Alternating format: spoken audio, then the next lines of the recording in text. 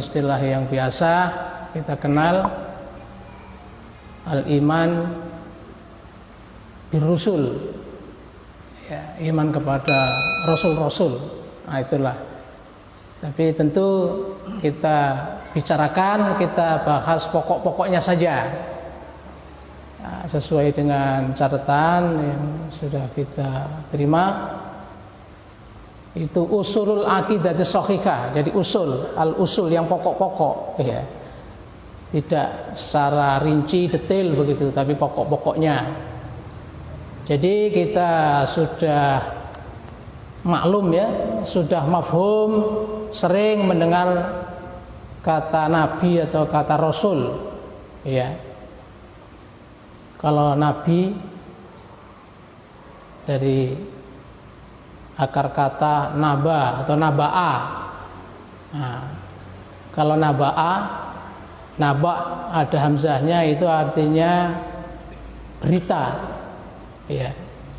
Maka di dalam Al-Quran ada surat berita, surat An-Naba, ya. Ya, surat yang sering kita kenal, ya, awal dari juz amma. Nah, jadi disebut amma, juz amma, karena diawali dengan surat An-Naba. A'udzu billahi minasyaitonir rajim. Amma yatasaalun. Nah, kan amma, tentang apa? Yatasaaluna, mereka saling diskusikan. Amma yatasaalun anin naba'il azim. Naba, anin naba'il azim. Nah, tentang cerita yang agung, ya, cerita yang maha dahsyat, ya. Jadi tentu yang dimaksud ayat-ayat berikutnya itu bukan cerita yang biasa,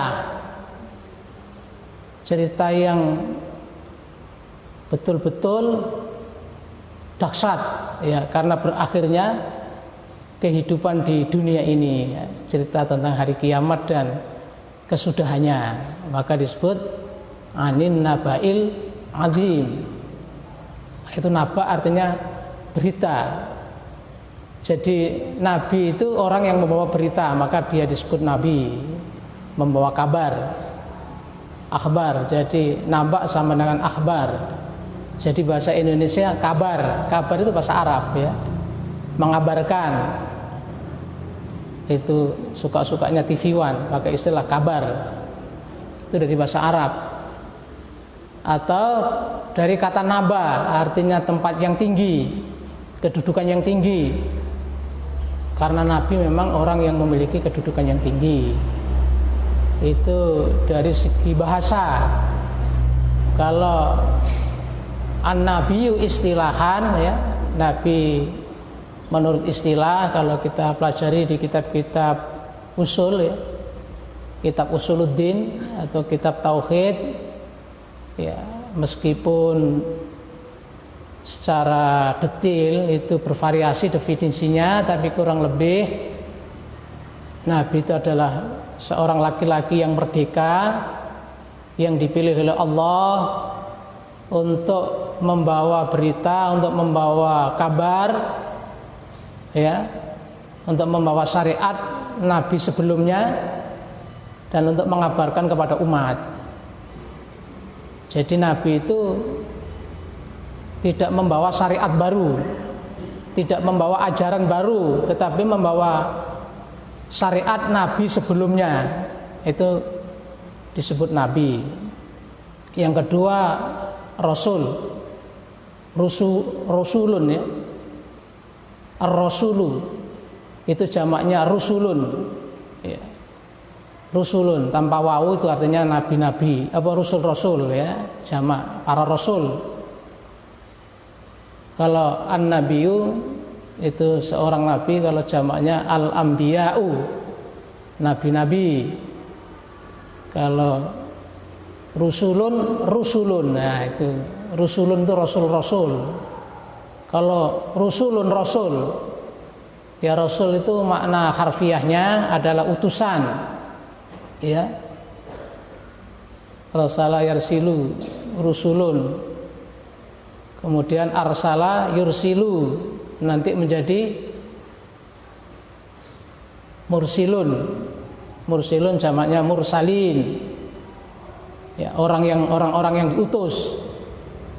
Sehingga dalam istilah syar'i Rasulullah Muhammad sallallahu alaihi wasallam itu khatamul anbiya'i wal mursalin. Nah, penutup sekalian nabi dan rasul-rasul. Jadi mursalun itu para rasul, atau juga rusulun, para rasul ya. Itu dalam istilah bahasa Arab itu ada jamak taksir ya. Ada jamak mudzakkar salim ya, itulah. Bahasa Arab itu bahasa yang sangat kaya. Makanya Quran diturunkan bahasa Arab, Qur'anan Arabian. Qur'anan Arabian ya, Quran yang berbahasa Arab, la'allakum ta'qilun. Dalam surat Yusuf, Quran itu diturunkan dalam bahasa Arab, la'allakum ta'qilun, supaya kalian mudah memahami. Jadi bahasa yang paling tua yang mudah dipahami itu Quran, tidak ada. Bahasa Ibrani lebih ya tua juga, tapi sudah jarang orang tahu, orang bisa.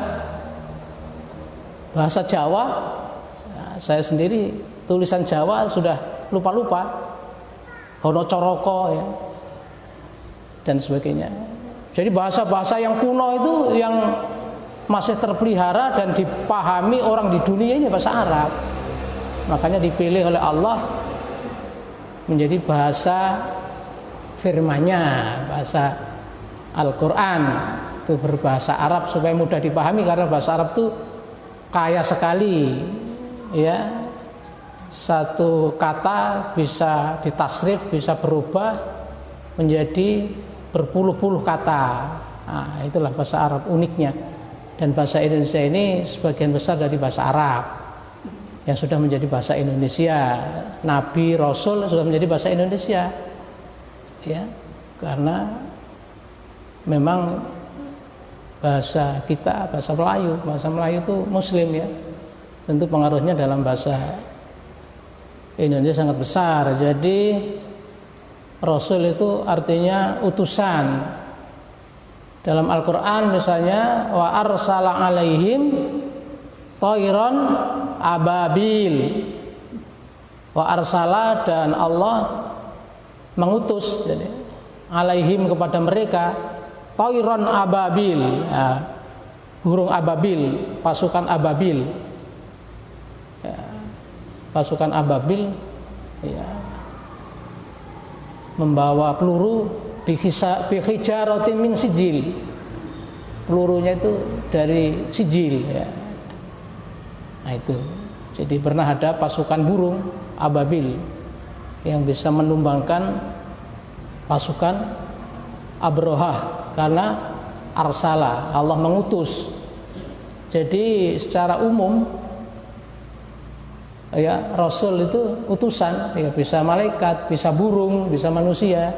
Tapi konteks yang kita pelajari adalah Rasul dalam arti utusan Allah.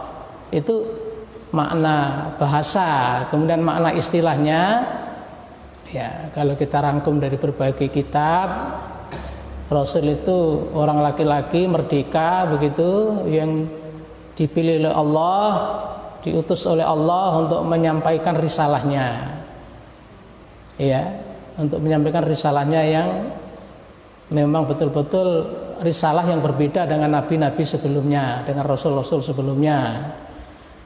Dari definisi itu maka bisa kita bedakan antara nabi dan rasul. Sama-sama utusan Allah. Kalau nabi tidak membawa syariat baru, kalau rasul membawa syariat baru. Nah itu. Kemudian yang kedua, untuk menjadi rasul itu pasti rasul itu seorang nabi. Tapi kalau nabi belum tentu rasul. Nah, itu yang perlu kita pahami. Jadi rasul itu pasti nabi, tapi nabi belum tentu rasul. Rasul punya syariat baru ya. Nabi Musa punya syariat, Nabi Isa punya syariat baru berbeda dengan Musa. Nabi Muhammad SAW tidak punya syariat baru. Dalam nas Al-Quran yang wajib kita imani ya, bahwa semua nabi dan rasul itu wajib kita imani. Tidak ada yang tidak kita imani. Nabi menurut keterangan para ulama itu ribuan. Kalau rasul katanya sekitar 300-an. Tapi yang wajib kita imani nama-namanya ya, rasul itu 25. Nah, sekaligus mereka itu adalah nabi, itu yang wajib kita imani. Ya, yang membawa syariat. Syariat itu aturan hidup. Masing-masing membawa syariat. Tapi nabi dan rasul itu yang berbeda adalah syariatnya dalam ibadah dan muamalah. Tapi kalau dalam hal akidah, mulai Nabi Adam sampai Nabi Muhammad itu sama. Ajaran para nabi, para rasul ya, itu adalah tauhidullah, mengesahkan Allah. Itu tidak ada bedanya. Mulai Nabi Adam sampai Nabi Muhammad, yang berbeda syariatnya, cara beribadahnya, cara bermuamalahnya, ya, itu berbeda. Kalau Nabi Musa syariatnya, salatnya 50 kali, ya, mungkin karena umatnya kekar-kekar, kuat-kuat, syariat salatnya 50 kali. Sampai ke Nabi Muhammad, umatnya kecil-kecil, ya, tidak begitu kuat fisiknya, suka-suka sakit, ya, maka salatnya tinggal 5 kali, kan gitu tuh.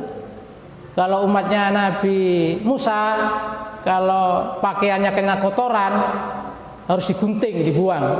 Nah, kalau kita cukup dicuci, nah, kan beda. Kalau umatnya Nabi Musa berdosa dan mau tobat, harus ditulis di pintunya namanya, terus saya menyesal dan bertobat, di pintu rumahnya masing-masing.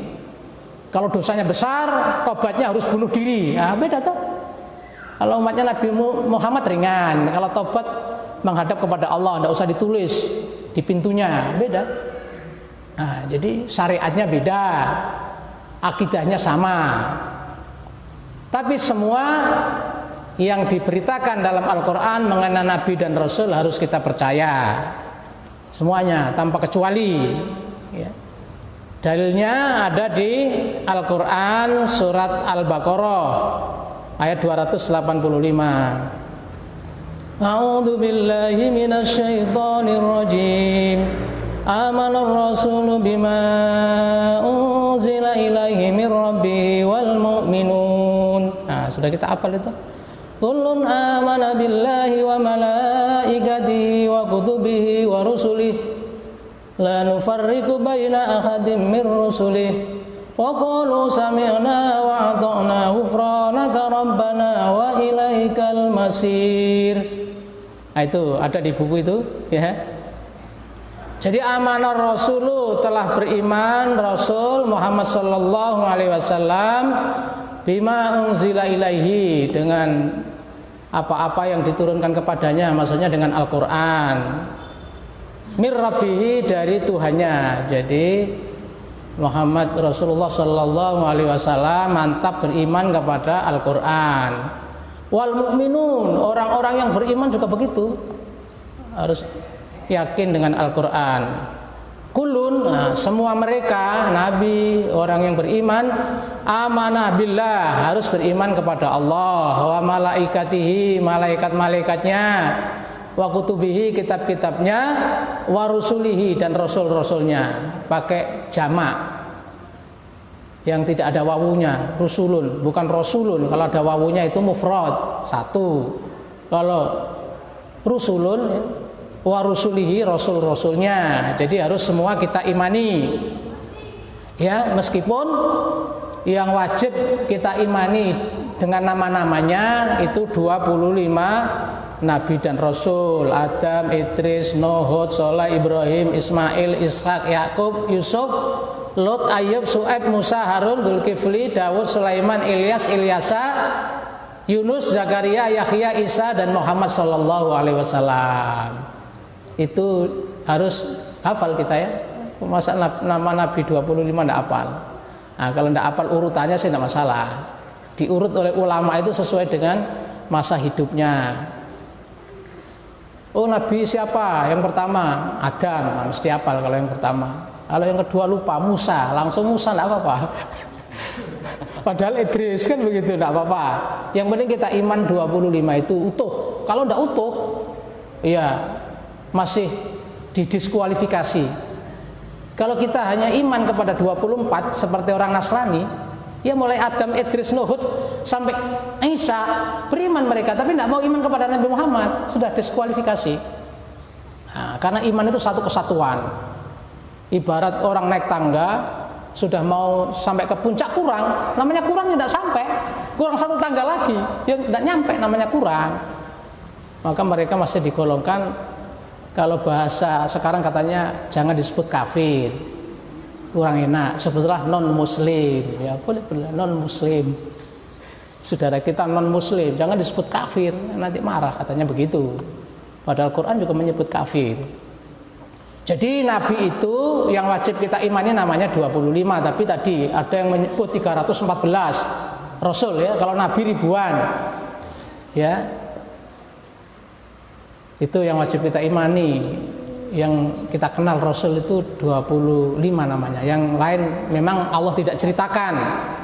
Dalam Al-Quran surat Ghafir Allah berfirman, walaqad arsalna rusulan min qablika minhum man qasasna alaika wa minhum man lam naksus alaik. Walaqad arsalna, sungguh kami telah utus rusulan, rasul-rasul min qablika, sebelum kamu Muhammad, minhum, sebagian dari mereka, man qasasna, ada orang-orang rasul-rasul yang kami kisahkan, alaika kepadamu Muhammad, wa minhum, dan sebagian dari mereka, lam naksus, tidak kami ceritakan, alaika kepadamu. Jadi yang sebagian tidak diceritakan, sebagian yang lain diceritakan, tetapi semuanya harus kita imani. Kalau Nabi selain Rasul itu apa? Siapa saja yang kita kenal, yang disebut di dalam Al-Hadis atau bahkan Al-Quran? Siapa? Nabi Khidir ya, terkenal itu. Nabi Khidir itu meskipun namanya tidak disebut di Quran tapi di dalam hadis, tapi kisahnya disebut dalam Al-Quran. Jadi suatu ketika Nabi Musa itu punya perasaan sombong ya, ditanya oleh umatnya, siapa yang paling pintar di dunia ini? Saya paling pintar. Nah, itu kan, itu Nabi Musa.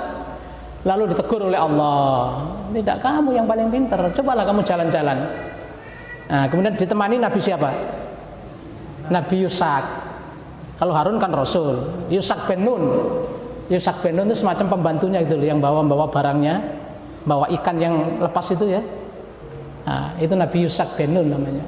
Nabi tapi bukan Rasul. Kalau Nabi Harun itu Rasul. Nah, dia Rasul. Itu atas permintaan Nabi Musa menghadap Fir'aun, takut karena dulu Nabi Musa itu kan diasuh oleh Fir'aun ya, maka mau menghadapi bapak asuhnya dia takut. Padahal Nabi Musa itu luar biasa. Pernah ada kelahi gitu orang Bani Israel dengan orang Mesir, itu Nabi Musa itu kan bela orang Israel, padahal orangnya besar, ditempeleng sekali itu langsung mati dia. Sampai Nabi Musa kaget, kenapa kok tempeleng aja meninggal. Lalu Nabi Musa merasa berdosa kepada Allah, tapi masih takut sama Fir'aun, karena Fir'aun itu luar biasa, punya bala tentara, punya konglomerat, punya jenderal, pokoknya lengkap lah ya, itu Fir'aun. Jadi Nabi Khidir, karena Nabi Musa merasa pintar, suruh belajar sana. Karena Nabi Khidir itu orang bilang dapat ilmu laduni ya. Wa 'allamnahu min ladunna ilma, kata Allah. Wa 'allamnahu, dan aku ajarkan dia min ladunna, dari sisiku, ilman, ilmu. Jadi sehingga ada orang percaya bahwa itu ada ilmu laduni. Apa itu ilmu laduni? Tidak usah belajar jadi pintar. Jadi yang tidak usah belajar dan pintar itu hanya Nabi dan Rasul. Kalau kita sih harus belajar. Oh itu Pak, anaknya kiai, lahir langsung hafal Quran, itu bohong ya. Anaknya kiai itu biasanya belajar, diajari oleh ayahnya. Kalau santri kan belajarnya di kelas bersama-sama banyak orang. Anaknya kiai belajar di rumah, tahu-tahu pinter. Oh, itu tidak pernah belajar, kata santrinya. Iya, belajarnya di dalam. Jadi ditambah mitos-mitos, anaknya kiai tidak usah belajar, pintar. Nanti kalau besar ada itu mitos, naik mobil tidak usah pakai bensin, diisi air katanya.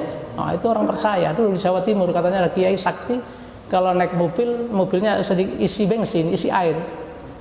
Satu ketika supirnya ganti, betul itu mogok. Supirnya tidak mampir SPBU, mogok. Kiainya tanya, kenapa kok mogok? Bensinnya habis Pak Yai. Terus kenapa? Kok kamu ambil air? Ya saya isi air. Itu kata siapa? Kata orang-orang. Wah, bodoh kamu itu, mana ada mobil diisi air bisa jalan. Kiainya sendiri nggak tahu, tapi di luar dihokkan tadi ya. Jadi itu ceritanya Khidir ya. Nanti dibaca di surat Al-Isra itu, yang ilmu hakikat katanya. Karena Nabi Musa ketemu orang itu terus ingin belajar. Oh, kalau ingin belajar mari jalan-jalan. Tapi fa innaka lan tastati ama iya sabra, kata Khidir, kamu tidak akan sabar jalan-jalan dengan aku.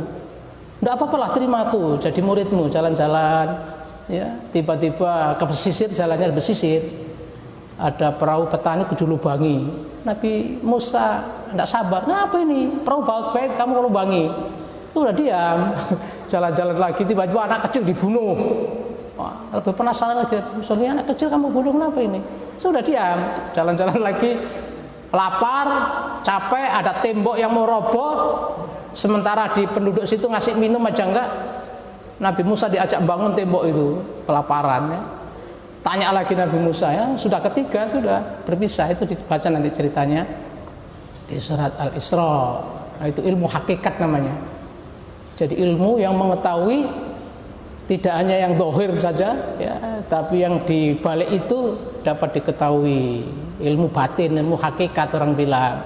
Itulah Khidir, Nabi. Ada lagi Uzair, kata Yahudi, Uzair bin Allah, Uzair itu anak Allah. Itu kan Nabi yang tidak Rasul. Ada Nabi Samuel. Nah, dulu Nabi dan Raja itu beda. Nabinya Samuel, rajanya bingung ya. Ada Raja Jalut, terus orang Bani Israel minta raja yang kuat yang bisa menandingi Jalut, maka diutus Talut, Raja Talut, nabinya Samuel. Karena Jalut dibunuh oleh Daud, nah Daud diangkat oleh Allah jadi nabi sekaligus raja. Jadi yang nabi dan raja itu ya Daud. Kemudian turun ke putranya Sulaiman. Nah, Sulaiman yang luar biasa, raja di raja. Sebagaimana yang kita ceritakan dulu, karena rakyatnya tidak hanya manusia tapi semut, burung, jin. Nah, tidak ada raja yang bisa menguasai semua makhluk kecuali Sulaiman. Semut saja tahu bicaranya. Semut itu Nabi Sulaiman tahu. Nah, kalau sekarang tidak ada presiden yang dengar suaranya semut, ada apalagi jin-jin itu yang bangun istananya. Luar biasa ya. Nah, nanti ada yang nabi saja, ada yang penguasa. Kalau Nabi Muhammad ya nabi sekaligus pemimpin. Kemudian berikutnya di halaman 135, kenabian adalah pemberian Allah. Jadi nabi itu anugerah, bukan kedudukan, bukan status yang bisa dicapai dengan belajar, dengan meditasi, dengan ibadah. Enggak, semata-mata anugerah Allah.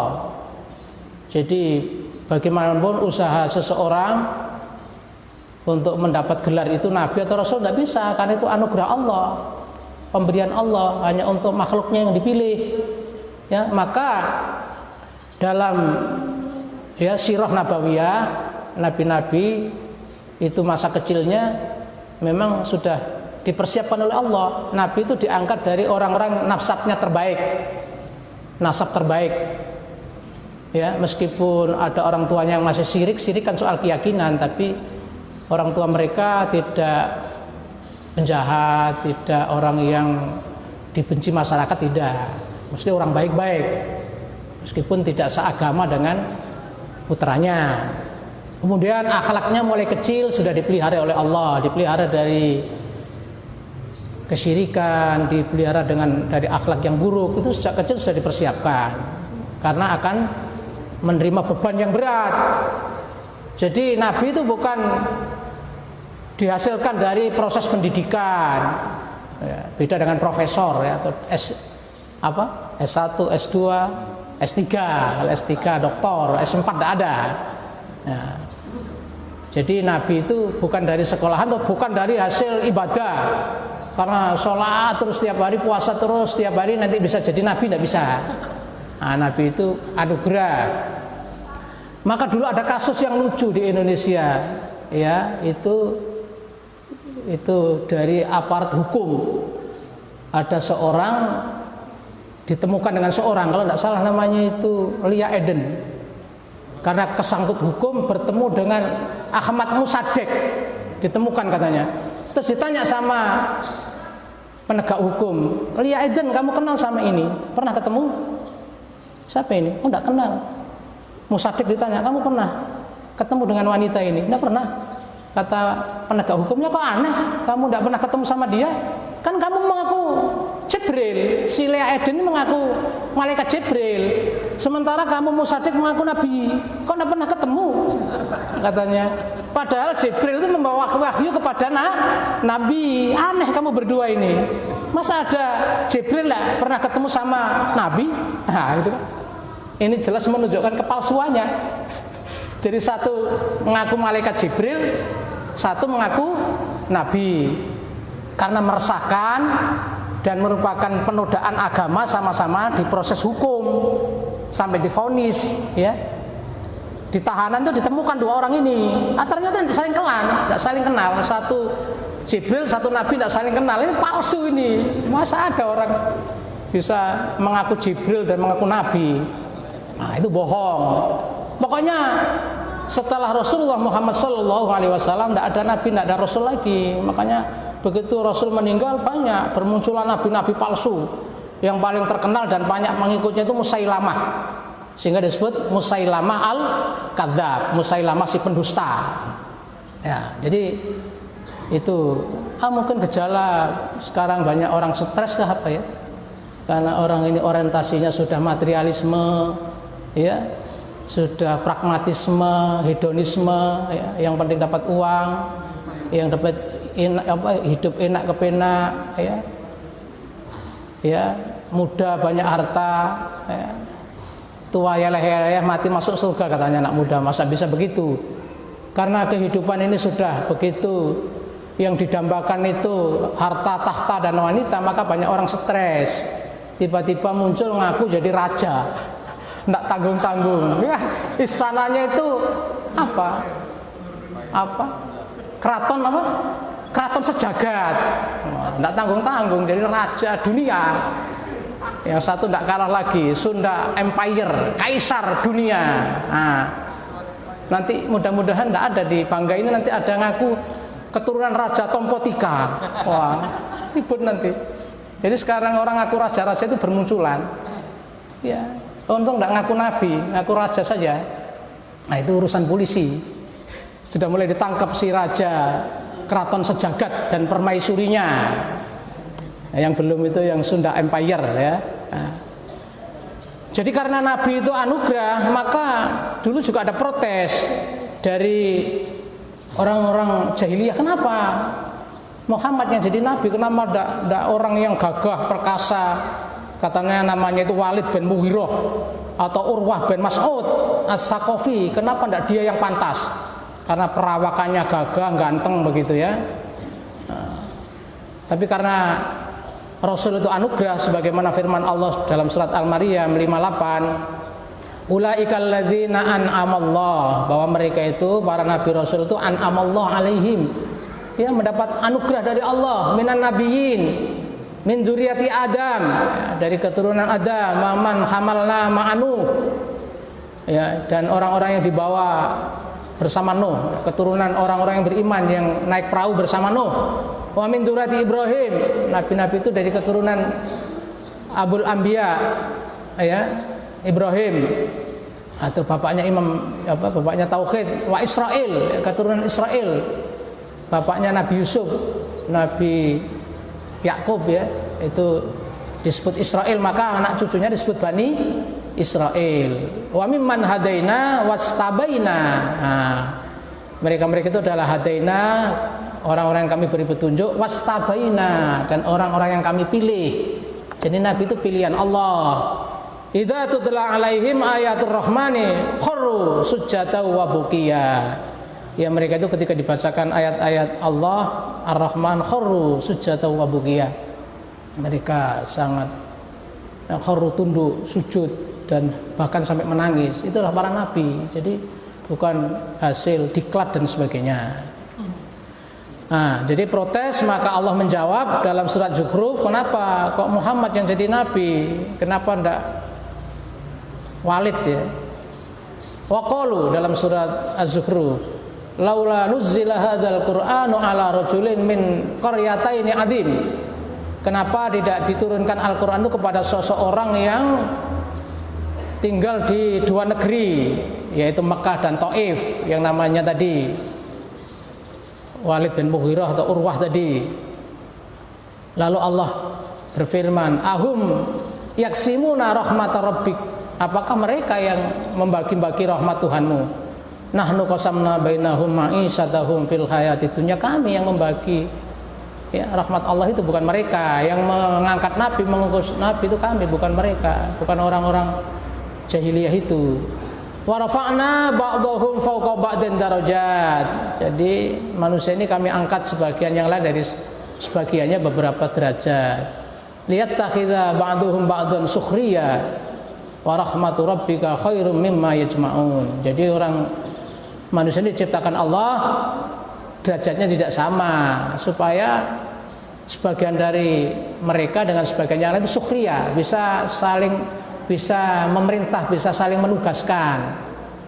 Jadi posisi manusia itu di dunia, di mata manusia maupun di mata Allah beda. Kenapa dibikin beda-beda? Tidak satu level saja, supaya ada yang bisa memerintah yang lain. Ya, kalau eselon 1 bisa merintah eselon 2. Dan rahmat Tuhanmu lebih baik dari apa yang kamu kumpulkan. Jadi Nabi itu anugerah.